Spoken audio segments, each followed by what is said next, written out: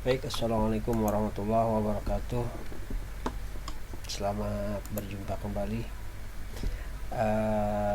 dengan video tutorial atau video pembelajaran berikutnya. Pada malam hari ini saya masih akan membahas mengenai kelanjutan metode penentuan harga pokok kemarin yang sudah dibahas minggu lalu ya. Sekarang kita bahas bagaimana cara membuat laporan rugi laba ya. Komponen apa aja yang harus dimasukkan dan apa aja yang harus mengurangi ya, atau dikurangkan ya, seperti itu kira-kira. Oke, di sini kita lihat ya. Jadi intinya untuk laporan rugi laba itu adalah ya, pendapatan ya dikurangi dengan biaya-biaya ya.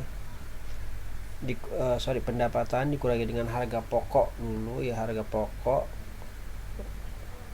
produk atau harga pokok penjualan ya. Kalau misalkan harga pokok produk itu kalau misalkan dia memang manufacture ya dari awal buat. Tapi kalau misalkan dia perusahaan dagang, dia harga pokok penjualan di sini ya. Terus dikurangi dengan biaya-biaya yang dikeluarkan ya. Nah, ini kita ambil contoh.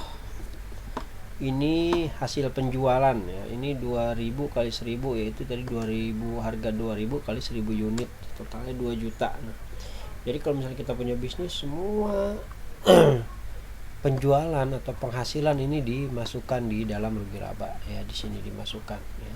Sebenarnya ini kalau sudah belajar akuntansi nanti ya, sudah tahu ya cara bikinnya ya. Jadi kita nggak bikin dari memisahkan ini saja ya, rugi laba saja, nanti otomatis ya.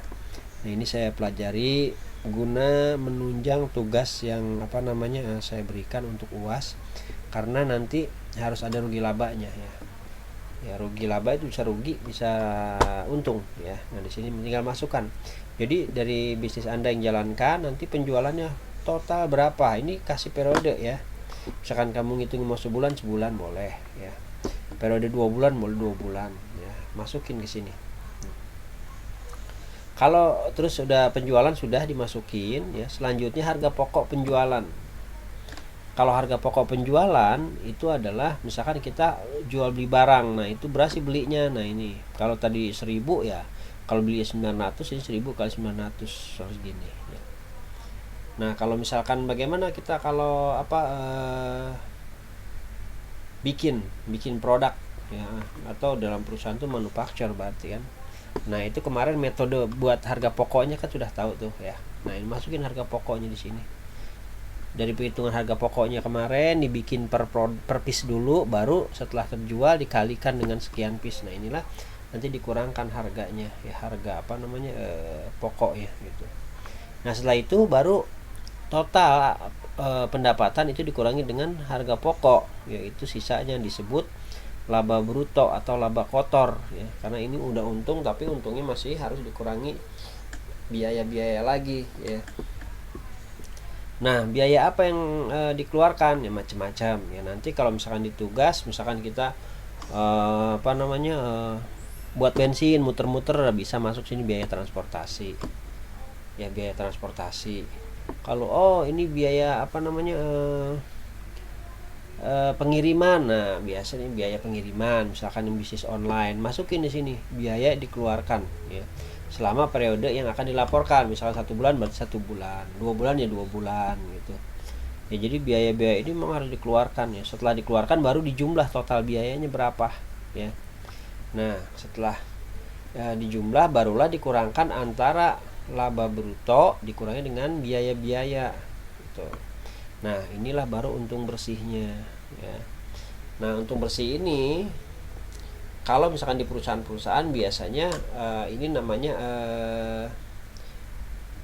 EBIT ya, earning before tax ya. Jadi ini sebelum pajak ya. Kalau perusahaan-perusahaan itu ada pajaknya dari sini ya. Nah, ini sesuai aturan pajak, biasanya 5% progresif, 5%, 10%, 15%, 25% sampai 30% kalau nggak salah ya, tergantung nominalnya ya yang dihasilkan. sorry.